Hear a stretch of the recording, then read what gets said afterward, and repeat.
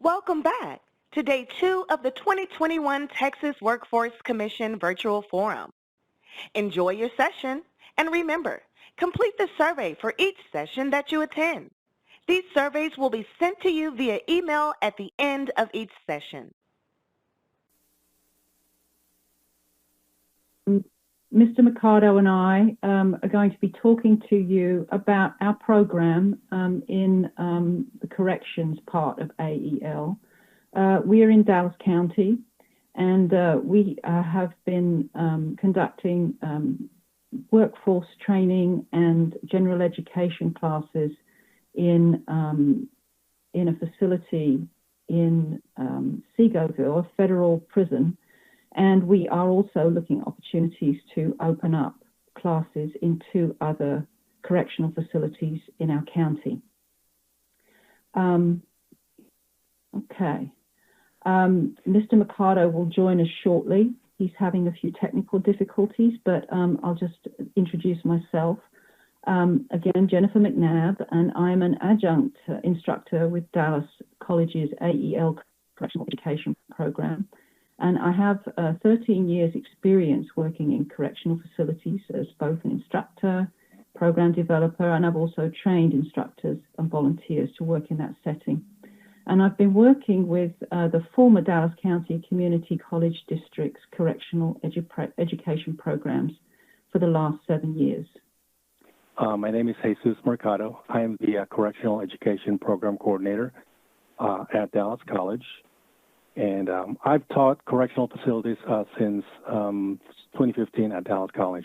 And I do have a deep affinity to work in correctional facilities because I think it's a forgotten group in our community that deserves much better attention when it comes to education. I am very excited to be here today with my esteemed colleague, Ms. Jennifer McNabb, to share with you our quick run-through of Dallas College's Adult Education and Literacy Reentry Program in Corrections. Thank you, Ms. McNabb, for that intro. And our goal today is to share information about our corrections education program, including our challenges and best practices. If anyone has any questions, I think you can just type it in the chat box, and then they'll refer to us those questions, correct? Correct. Our focus in the next hour is to highlight Dallas College's correctional education program.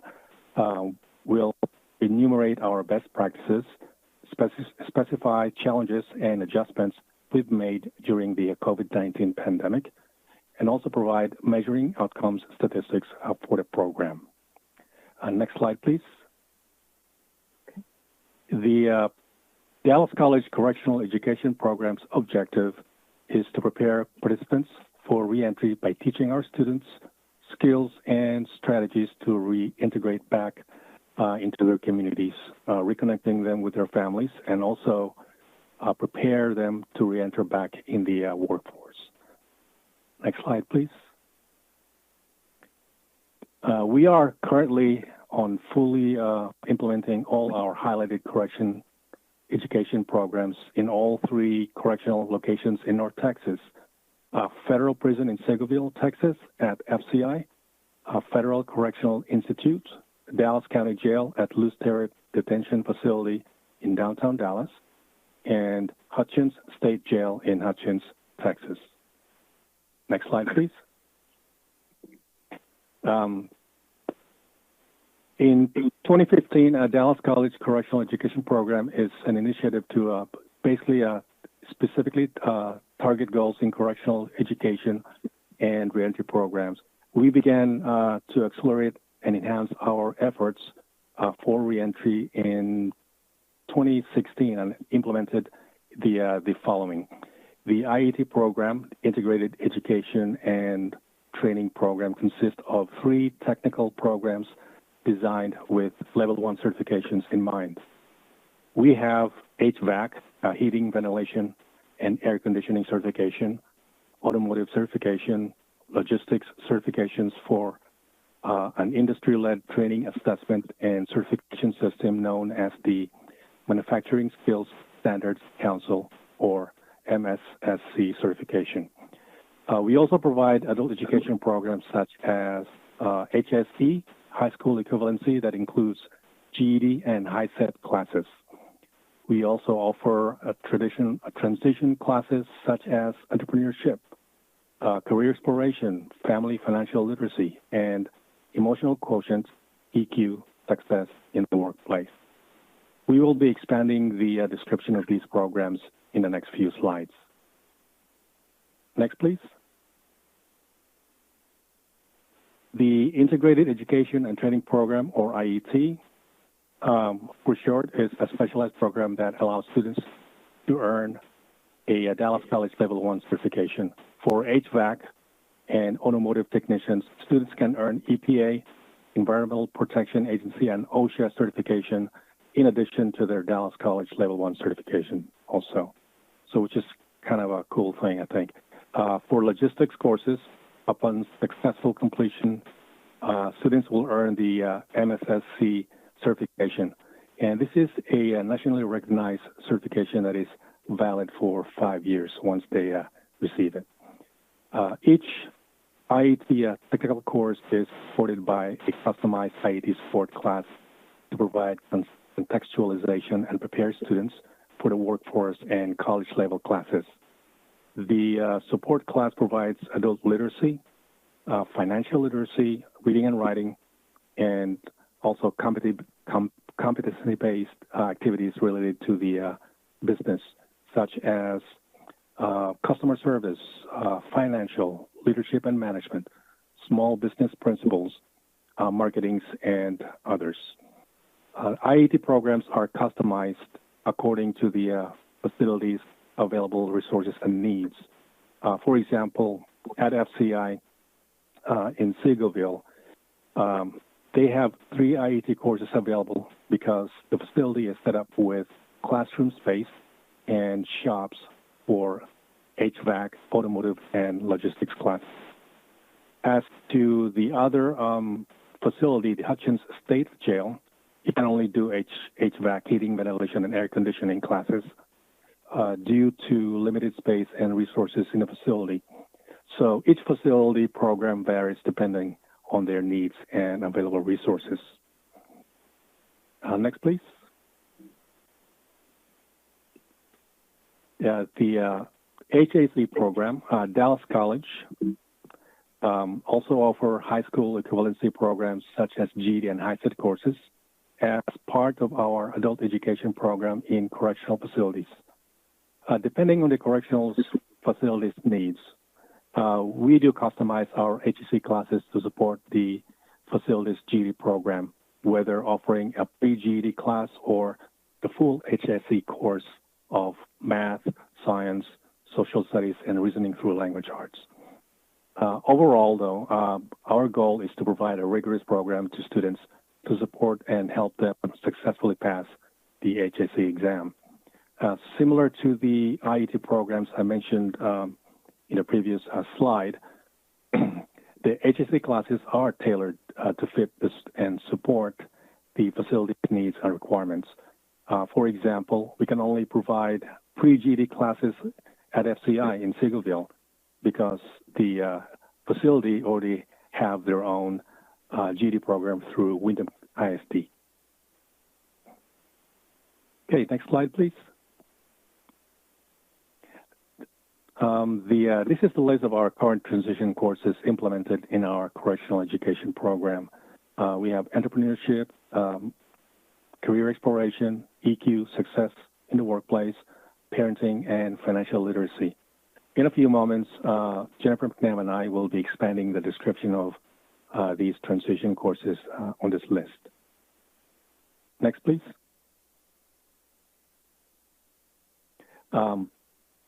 Upcoming transition and courses, we are in the process of expanding the list to include other reentry programs to support career advancement, specifically for low-skilled individuals in correctional facilities, such as expansion of English as a second language program to include conversational English and Spanish, job placement, training program for participants near release dates, community-based programs, referrals for students. These are some of the programs that we are currently developing to implement after the pandemic. Next, please.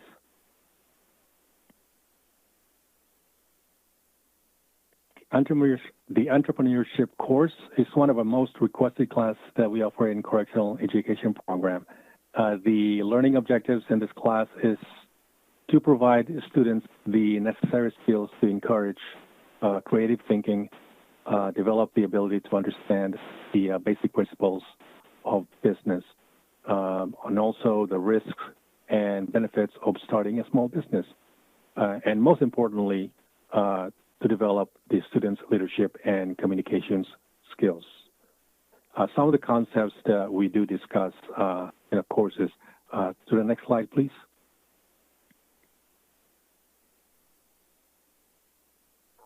These are the some of the characteristics that we do discuss in the course.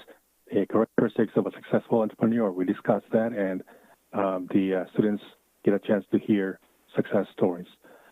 Ethical opportunities, understanding basic financial management that includes financial planning, global opportunities, marketing decision-making, problem-solving, building customer relationships, exploring social media and e-business, and business communication. One of the appeal for students about entrepreneurship course is the prospect of building their own business idea with a business plan from start to finish. The motivation and enthusiasm from creating something students previously thought of as intangible is positively and compelling and aspiring, I think. This inspiration opens up new avenues to the students and motivate them to learn more. And I think that's a pretty beautiful thing in education. Next slide, please. Career exploration. It's a class that is geared to help participants identify their strengths and improve communication skills to develop career goals for easier integration back in the community and the workforce.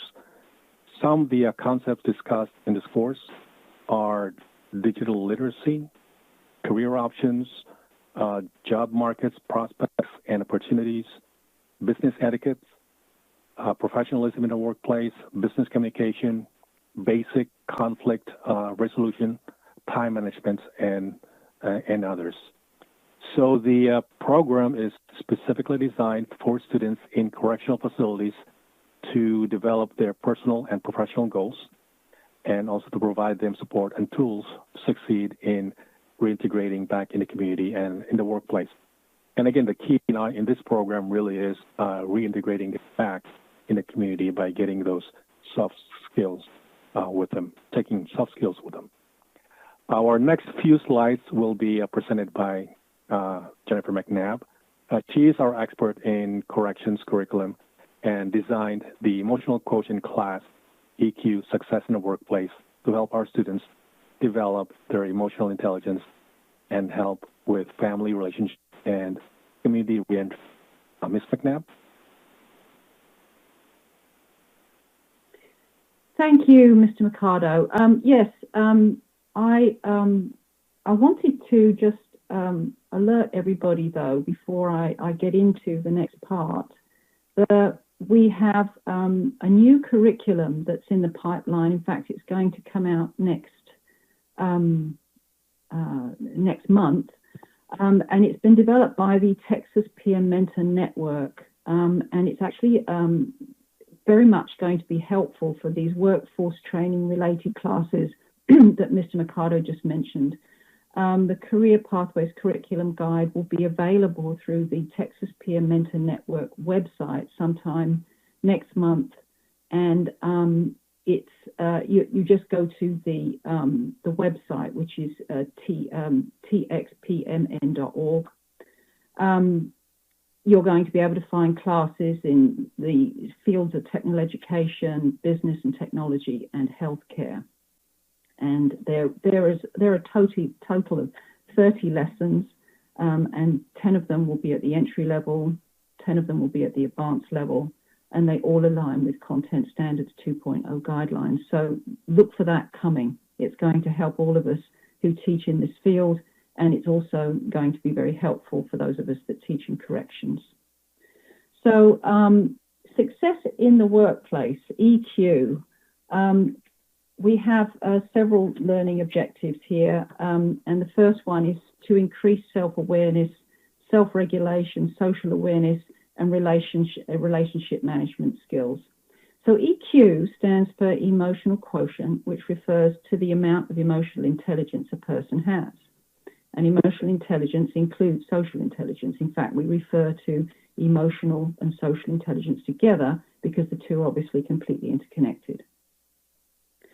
So these first learning objectives here, these are the 4 fundamental dimensions of emotional and social intelligence.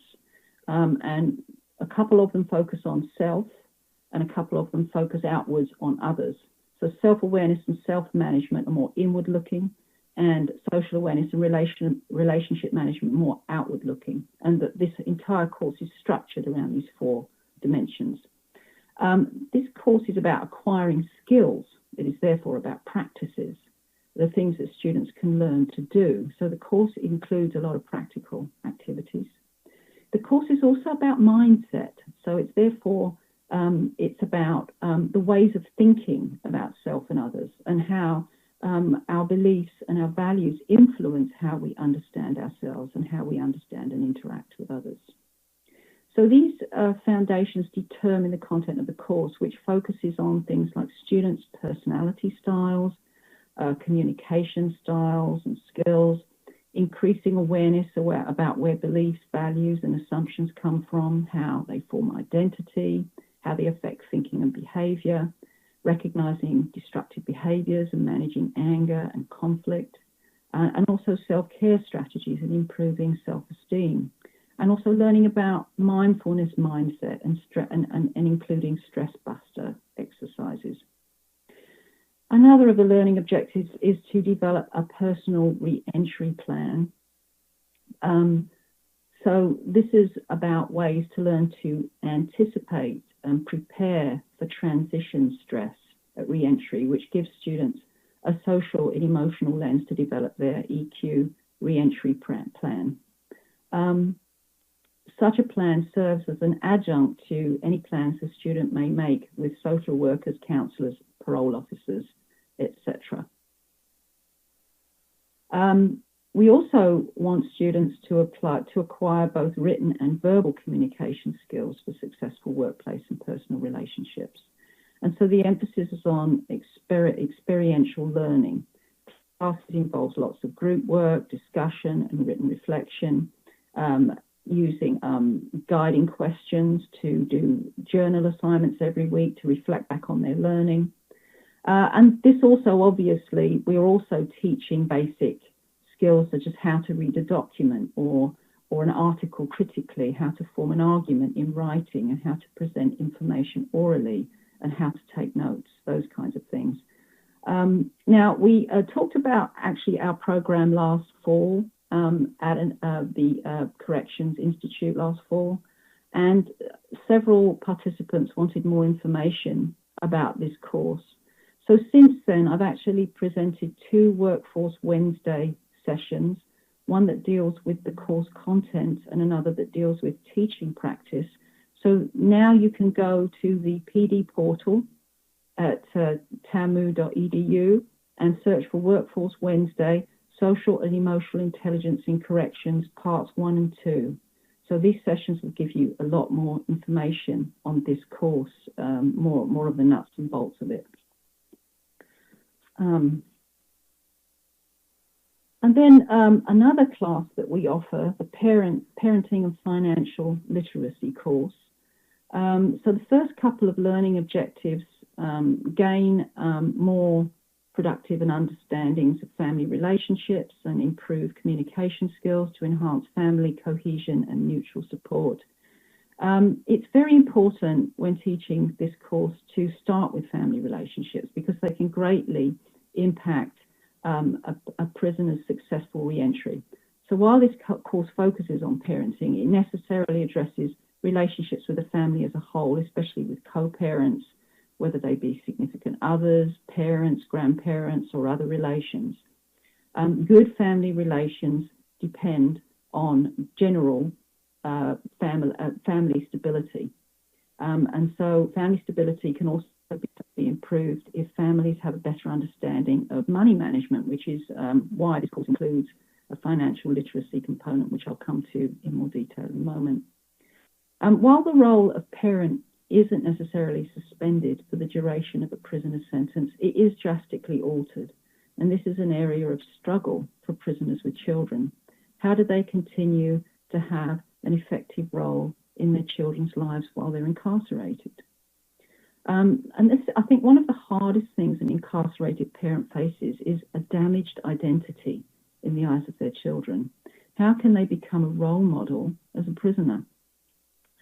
So one way that we do this in this course is that we want them to be able to show that despite their circumstances, they do know some things that they can pass on to their children. So I start this course actually with looking at self-care.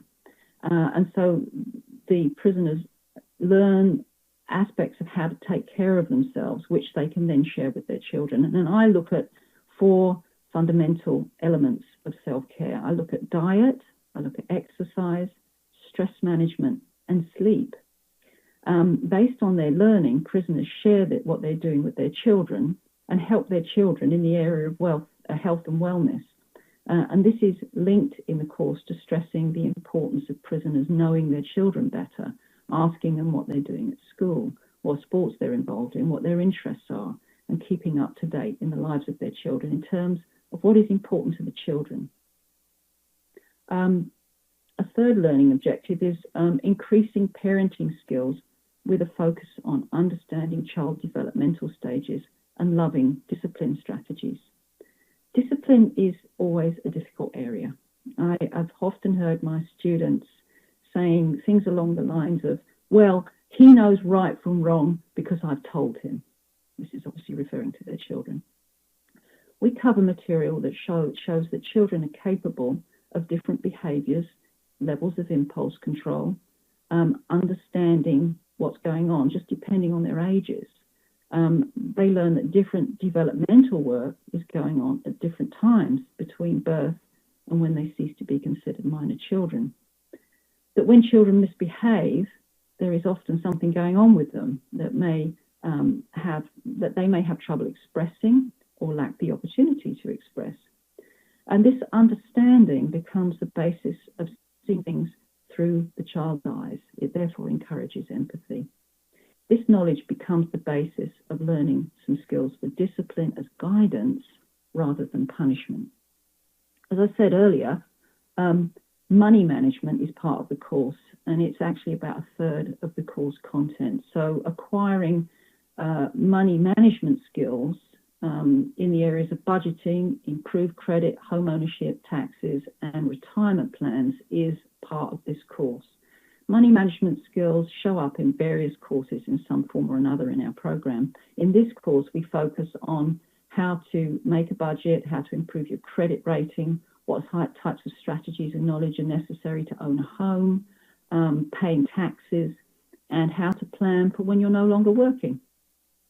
Finally, we focus on goals for reentry always in all of our courses. And so one of the culminating assignments in this course is to develop a reentry plan that includes what the students have learned in the course. So the reentry plan in this case focuses on aligning the students' values with what their planned action should be in the areas of family relationships, friends and community, career and learning, and lifestyle. We wanted to talk about best practices here because best practices are really a very important part of all education, but they're of a particular kind in correctional settings.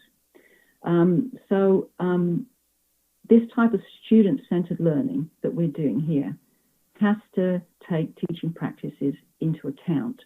And there are several facets of this. So the first is orienting instructors to the correctional environment. Well, first of all, this is done by the institution, always. Whenever you work in a correctional facility, there is something that you do that is required by the institution, so that you become oriented to how they want you to conduct yourself in the institution. Things like what you can wear, what you can teach, and so forth, and what you can talk about. All those kinds of things are covered in that orientation. But then it's necessary to also orient the instructor to the most productive instructor-student relationship, which is something that we have to do on our end for our instructors. So correctional institutions are command and control environments.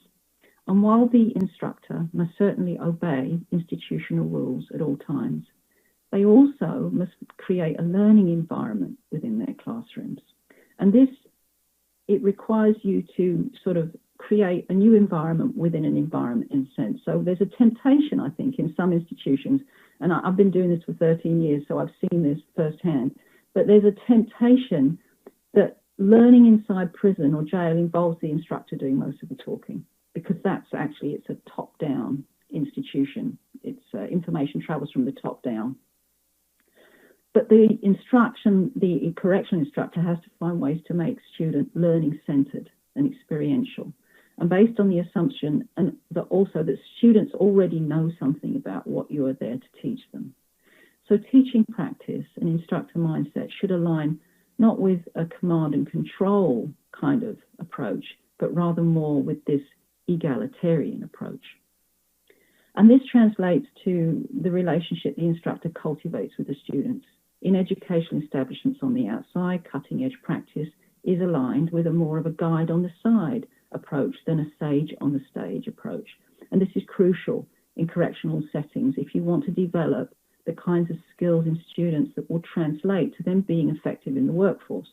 And I'm going to talk a little bit more in more detail in a minute about student autonomy and leadership opportunities that are all part of this approach.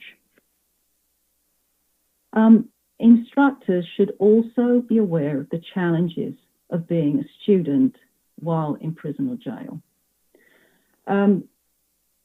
It's necessary to be aware, for example, that quiet time to study outside of the class is often virtually non-existent in correctional facilities. Prisons and jails are overcrowded and noisy places.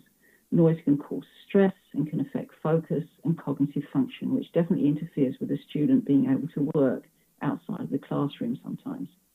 Prisoners sometimes have jobs within the prison, such as kitchen work, cleaning, working in the various jobs that maintain the institution, and these jobs almost always come before education. Prisoners have worries and stress about what is going on with their families and loved ones on the outside, and this can also be distracting. And a good night's sleep can often be elusive inside correctional facilities. They're 24/7 institutions with all the noise and the interruptions that come with that.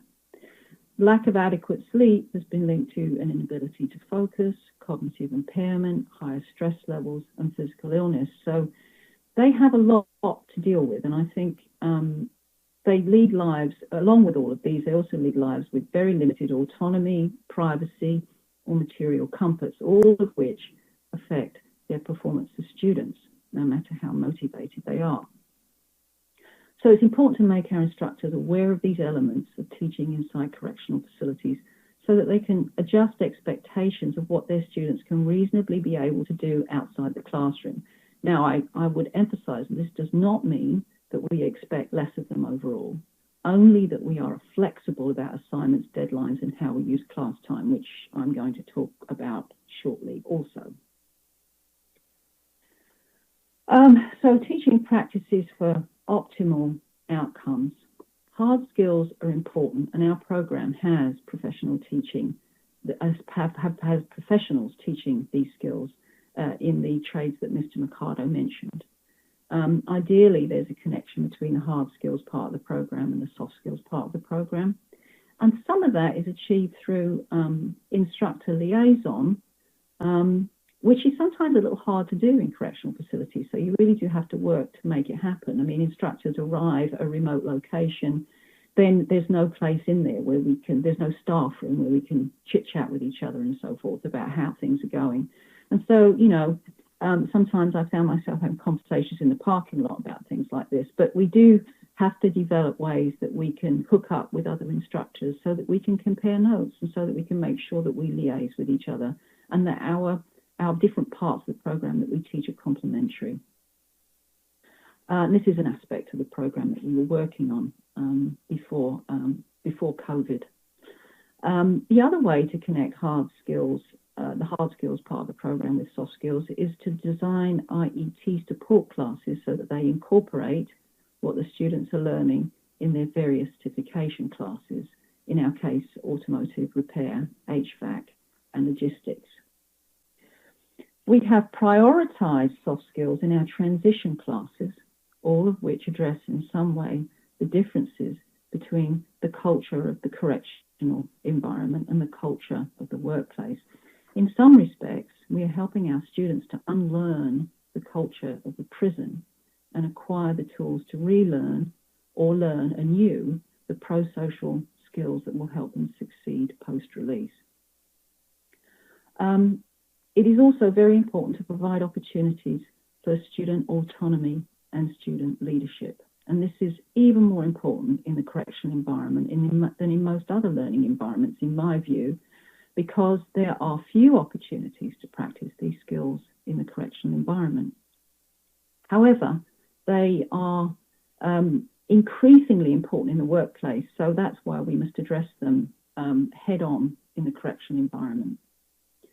And these teaching practices that we're talking about here can support these skills not only to help prepare students for reentry, but also to increase motivation and engagement in the classroom. So ways to support student autonomy are to create assignments that encourage student creativity and self-expression, so that people don't feel like they're just being asked to do some rote exercises that end up with the same answers as everybody else. And then provide choice within assignments. It's nice for students to be able to choose to do one type of assignment over another kind of assignment. This is a way of exercising autonomy and making decisions. It's important to give students the opportunity to redo or add more to an assignment for a better grade.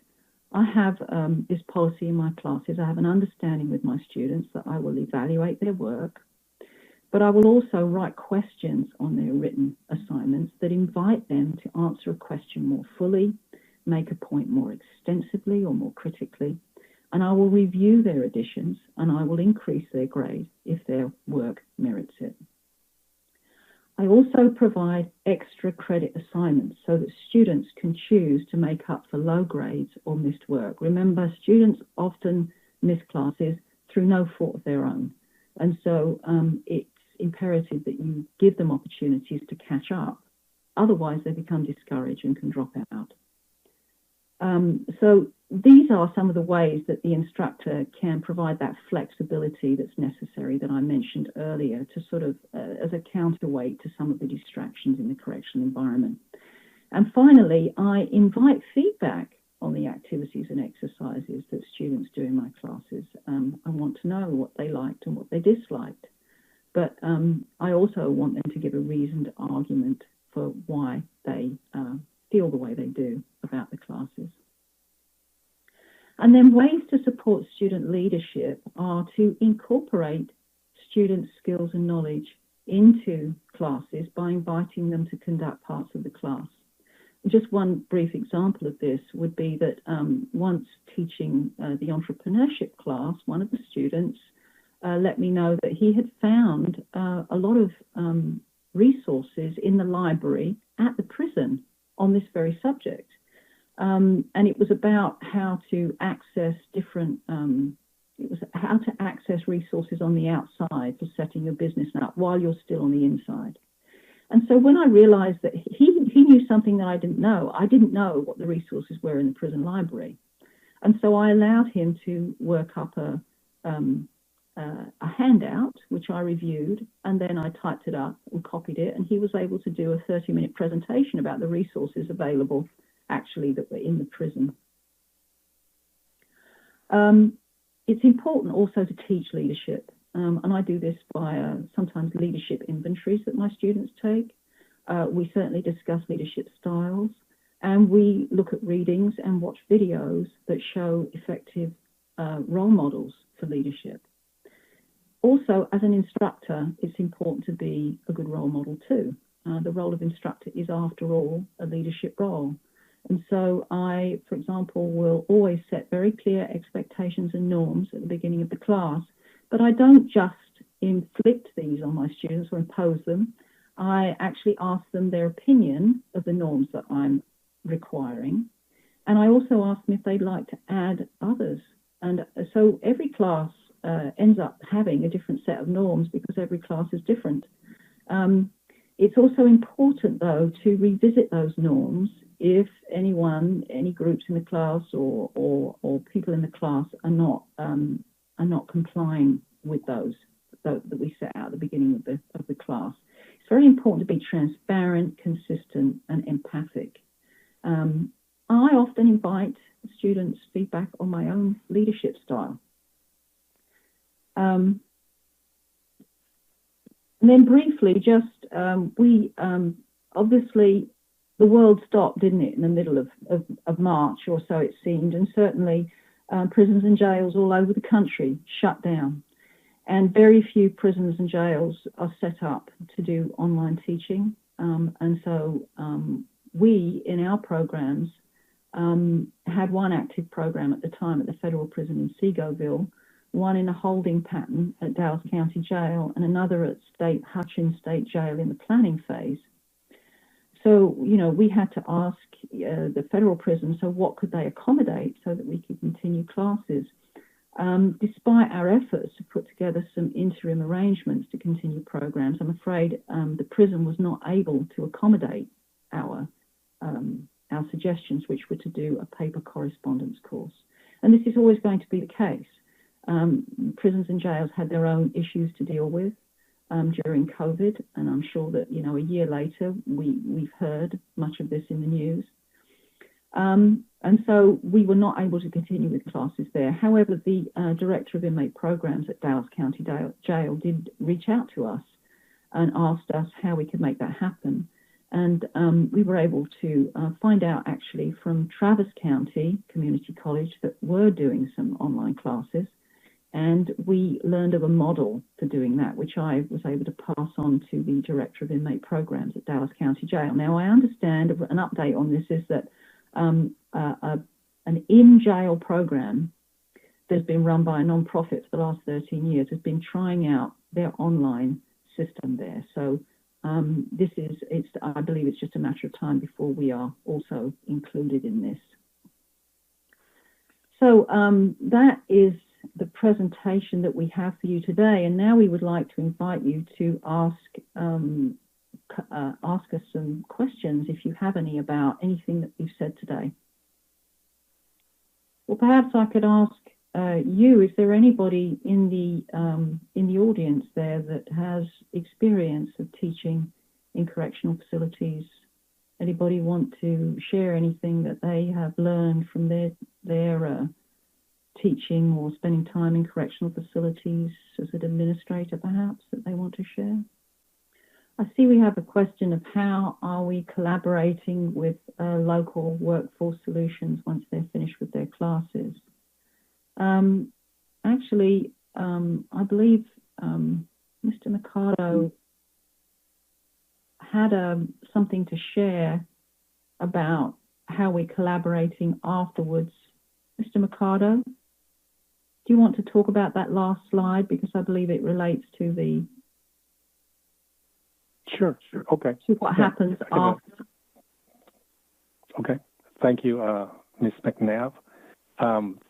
Thank you for the, by the way, I always love your descriptions and definitions of our classes. They're wonderful information that you have provided us, and your eloquence is inspiring. Thank you. We just wanted to mention the measuring outcome briefly and talk about high-level overview of numbers in our program. The numbers represented here are the total number of students enrolled in IET, transitions, and HSC program. We have a target of 200 enrollment each year. The percentage for completion and certifications is about 77% each year. The data hasn't really changed since last year due to the pandemic. We do pre-test and post-test all our students with TABE assessments and recently moved to CASAS.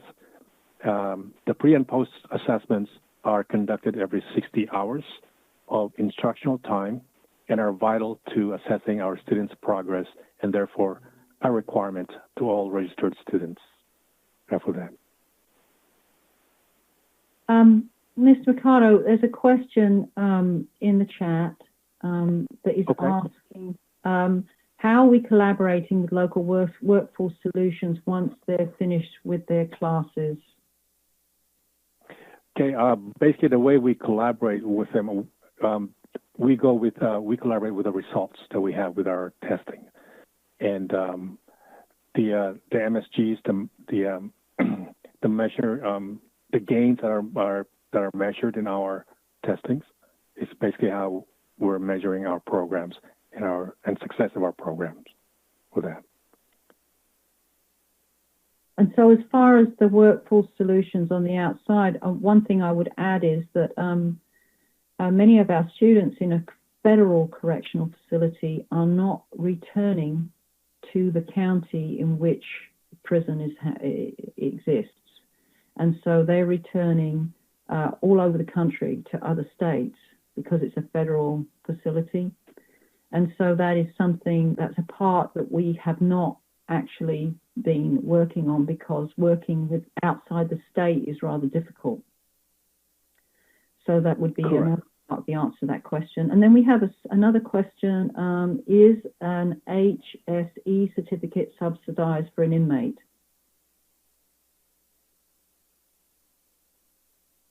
The HSE, we do GED, don't we? HSE, is an HSE certificate subsidized for an inmate is the question.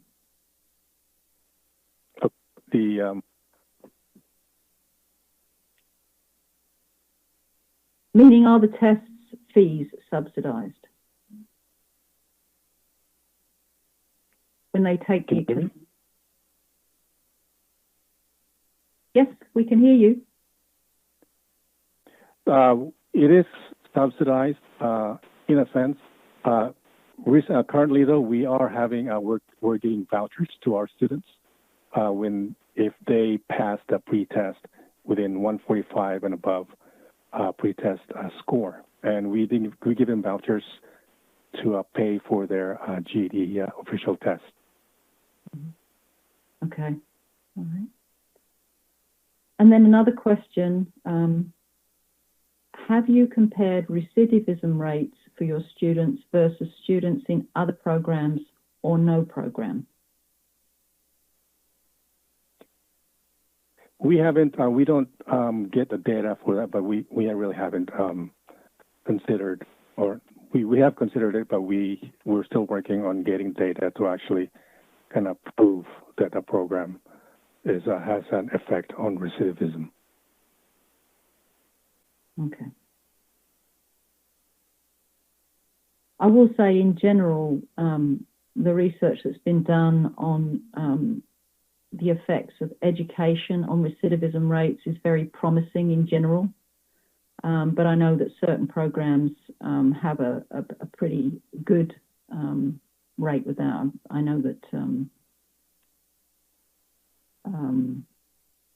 other colleges who have been in existence, whose programs have been in existence for longer, have been able to track that, and it does make quite a difference. Correct. And hopefully, though, I mean, in the future, that's part of our plan, is to actually track that kind of data for recidivism and other information that we can gather, or with the help of the of the facilities. So hopefully in the future we will be able to do that. Any other questions?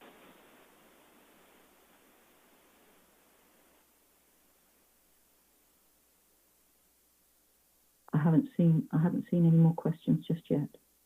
So I think maybe we've had all the questions that people want to ask for today. So certainly thank you so much for being with us this afternoon.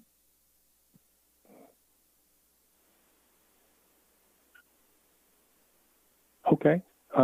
Thank you, everybody. And Ms. McNabb, thank you for sharing your knowledge with us on this. And to Texas Workforce, thank you for allowing us to actually highlight our program also.